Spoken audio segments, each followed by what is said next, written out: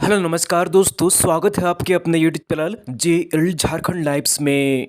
दोस्तों यहाँ पर झारखंड राज्य में अब सचिवालय की जो नियुक्ति होगी उसमें कुछ संशोधन किया गया है। और इससे पहले मैं एक वीडियो में आपको डिटेल्स में बताया था कि झारखंड राज्य में जो झारखंड कर्मचारी चयन आयोग है उसकी जो नियमावली बनाई गई है उसमें जो संशोधन किया गया था उसे अब यहाँ पर सचिवालय नियुक्ति में भी लागू किया जाएगा।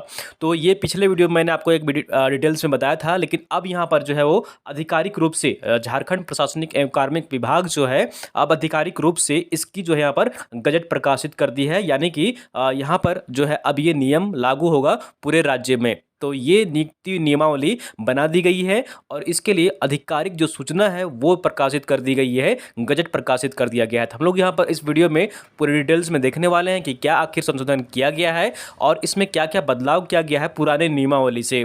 तो दोस्तों अगर आप JL झारखंड लाइव चैनल में अगर नए हैं तो सबसे पहले चैनल को जरूर सब्सक्राइब कर लीजिए और साथ ही जो बेल आइकन बना हुआ है उसको प्रेस कर लीजिए ताकि आगे का जो भी अपडेट्स का वीडियो आएगी नोटिफिकेशन सबसे पहले आपको यहाँ पर मिल जाया करेगी। तो दोस्तों चैनल को जरूर सब्सक्राइब कर लीजिए और चलिए हम लोग यहाँ पर देखते हैं आखिर कि इस गजट में क्या प्रकाशित किया गया है। तो जैसा कि आप यहाँ पर देख पा रहे हैं, झारखंड गजट असाधारण अंक झारखंड सरकार द्वारा प्रकाशित किया गया है और ये 26 अक्टूबर 2021 को रांची मंगलवार दिन को यहाँ पर जो है प्रकाशित किया गया है।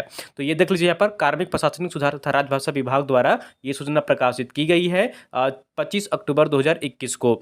तो यहाँ पर जो पहले जो नियमावली थी वो 2010 की नियमावली थी, ठीक है। झारखंड सचिवालय सेवा नियमावली 2010 थी। तो इसमें क्या क्या प्रावधान था वो पहले देख लीजिए। तो इसमें जो प्रावधान था यहाँ पर, यह नियमावली झारखंड सचिवालय सेवा नियमावली 2021 कहलाएगी। ये नया वाला जो है यहाँ पर इसका विस्तार संपूर्ण झारखंड राज्य में होगा। यह नियमावली झारखंड गजट में प्रकाशन की तिथि से प्रवृत्त होगी, यानी कि जब ये प्रकाशित कर दिया गया है तो अब ये लागू होगा।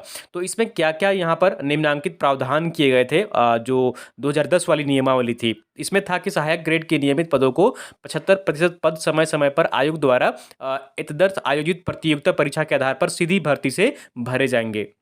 ये 2010 वाली नियमावली में प्रावधान था कि 75% जो सीट है वो समय समय पर आयोग द्वारा जो परीक्षा आयोजित की जाती है उसके माध्यम से भरी जाएगी।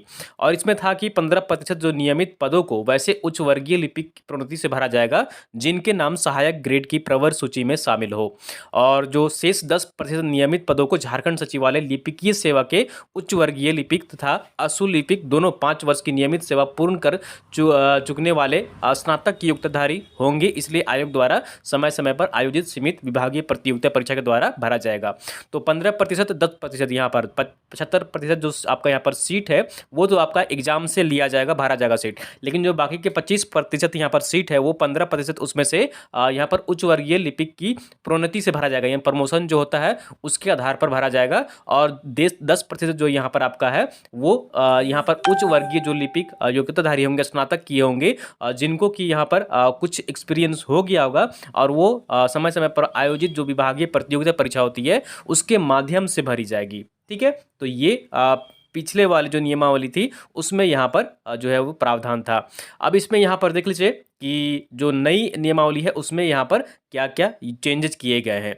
तो जो सहायक प्रशाखा पदाधिकारी ग्रेड में नियुक्ति होगी, जो 75% सीट जो भरी जाएगी उसमें न्यूनतम शैक्षणिक योग्यता जो मान यहाँ पर रखी गई है वो स्नातक कर दी गई है, यानी कि समकक्ष उत्तीर्ण होना अनिवार्य होगा। यानी कि किसी भी ट्रेड में आप किसी भी संकाय से अगर यहाँ पर ग्रेजुएशन किए हुए हैं तो यहाँ पर ये आप एलिजिबल होंगे यहाँ पर, ठीक है। तो ये प्रशाखा पदाधिकारी के लिए यहाँ पर ग्रेड में नियुक्ति के लिए न्यूनतम शैक्षणिक योग्यता रखी गई है, ये जो स्नातक रखी गई है, यानी कि आपको ग्रेजुएशन जो है क्वालिफाई करना होगा तब यहाँ पर आप सहायक प्रशाखा पदाधिकारी के लिए आप आवेदन जमा कर सकते हैं।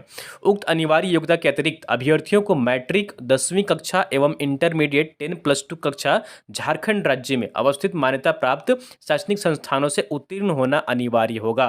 तो ये नियमावली जैसे कि नियमावली में बनाई गई थी झारखंड कर्मचारी चयन आयोग की नियमावली में कि जो अनिवार्य योग्यता यहाँ पर रखी गई है मैट्रिक और इंटर जो है आपका यहाँ पर वो आपका जो है क्वालिफाई होना होगा झारखंड के स्थानीय जो स्कूल है वहाँ से, तथा अभ्यर्थी को स्थानीय रीति रिवाज, भाषा एवं परिवेश का ज्ञान होना अनिवार्य होगा। यानी कि आपको मैट्रिक और इंटर की जो पढ़ाई है वो झारखंड राज्य में जो मान्यता प्राप्त शैक्षणिक संस्थान है वहाँ से क्वालिफाई होना होगा, और साथ ही साथ आपको स्थानीय भाषा जो भी रीजनल लैंग्वेज है वो उसका आपका यहाँ पर ज्ञान होना चाहिए।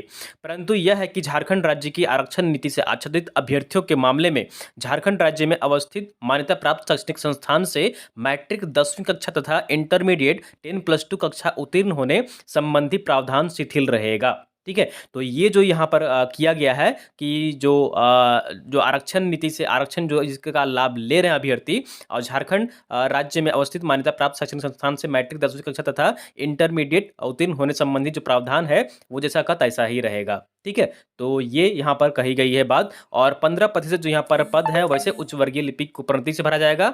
जो पहले उसमें प्रावधान था उसमें ही आप यहाँ पर जो है वो प्रावधान यही रखा गया है। तो शेष 10% यहाँ नियमित पदों को झारखंड सचिवालय लिपिकीय सेवा के उच्च वर्गीय लिपिक तथा असुपाली जो यहाँ पर पहले प्रावधान था उसी को यहाँ पर सेम रखा गया है।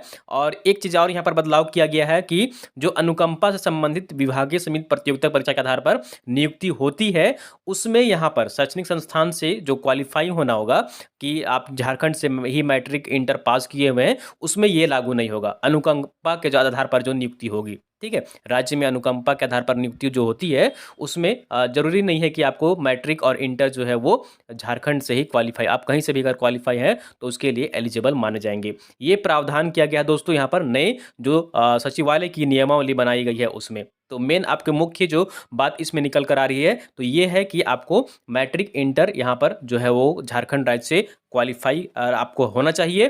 साथ ही साथ आपको यहाँ पर जो स्थानीय रीजनल भाषा है, लैंग्वेज है, उसका आपका ज्ञान होना चाहिए और आपको कम से कम न्यूनतम शैक्षणिक योग्यता जो रखी जाएगी वो स्नातक रखी जाएगी। तो ये 3 बड़ी बातें यहाँ पर इस नियमावली में बदलाव किए गए हैं। ठीक है, और यही है कि आप यहाँ पर जो रीजनल लैंग्वेज है उसका आप यहाँ पर अभी से ही तैयारी करना शुरू कर दीजिए, क्योंकि आगे जो भी नियुक्ति आएगी तो रीजनल लैंग्वेज के आधार पर ही एक आपका पेपर जो है वो रहेगा। तो ये बड़ी बातें यहाँ पर निकल कर आ रही हैं। और उसमें एक चीज़ यहाँ पर जो है वो पहले से विवादित रहा है कि जो यहाँ पर रिजर्वेशन ले रहे हैं और वे कहीं से भी अगर पढ़ाई किए हुए हैं मैट्रिक इंटर तो उनमें ये जो है लागू नहीं होगा, शिथिल रहेगा, जैसा नियमावली है वैसा ही रहेगा। ठीक है, और जो यहाँ से अगर आरक्षण नहीं ले रहे हैं, बाहर से पढ़ाई किए हुए हैं तो वो यहाँ पर आवेदन जो है वो नहीं कर पाएंगे, योग्य नहीं माने जाएंगे। तो ये सभी जो है बदलाव किए गए, महत्वपूर्ण बदलाव सचिवालय नियुक्ति नियमावली जो बनाई गई है 2021 की। ठीक है, तो दोस्तों ये बड़ी अपडेट्स यहाँ पर फिलहाल निकल कर आ रही थी कि सचिवालय की नियमावली जो है वो यहाँ पर नई सचिवालय नियमावली बनाई गई है जिसमें ये महत्वपूर्ण बदलाव किए गए हैं, प्रावधान किया गया है। तो उम्मीद करता हूँ कि इसमें सारी जानकारी आपको मिल गई होगी, सारी चीज़ें समझ में आ गई होंगी। अगर वीडियो पसंद आई आपको जरूर लाइक करिए, चैनल को सब्सक्राइब नहीं किए हैं सब्सक्राइब कर लीजिए और वीडियो को आप लोग अपने दोस्तों के साथ अधिक से अधिक शेयर कर दिया करिए ताकि अन्य लोग भी यहाँ पर जुड़ सकें और सारी जानकारी पा सकें। यदि आप जेपीएससी की तैयारी कर रहे हैं तो ऑनलाइन टेस्ट सीरीज के लिए डाउनलोड करें आज ही हमारे